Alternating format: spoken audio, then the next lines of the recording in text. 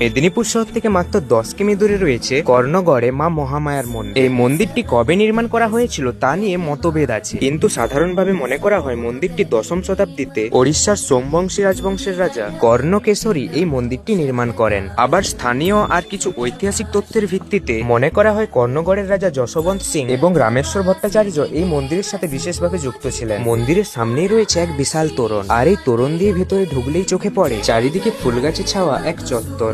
আর এই চত্বর পেরিয়ে উৎকল রীতিতে নির্মিত দণ্ডেশ্বর মন্দির। এই মন্দিরে কোনো শিবলিঙ্গ নেই, রয়েছে এক গভীর গর্ত, আর এই গর্ত জনিপীঠ নামে খ্যাত। মন্দিরের ভেতরে বাঁদিকে রয়েছে এক কালো পাথরের লিঙ্গ মূর্তি, এর নাম খড়গেশ্বর মহাদেব। আর এই মন্দিরের পাশেই রয়েছে মহামায়ার মন্দির, আর এই মন্দিরে মা মহামায়ার পাশেই রয়েছেন মা দক্ষিণাকালীও। এই মন্দিরে এলে আপনি ভক্তির সাগরে ডুব দিতে বাধ্য হবেন। মহামায়া মন্দিরের উল্টো দিকেই রয়েছে বাবা রঘুনাথজিও মন্দির, তিনি এই মন্দিরে বসেই সিদ্ধি লাভ করেছিলেন। এখানে রয়েছে একটা ত্রিশূল আর কল্পতরু বৃক্ষ।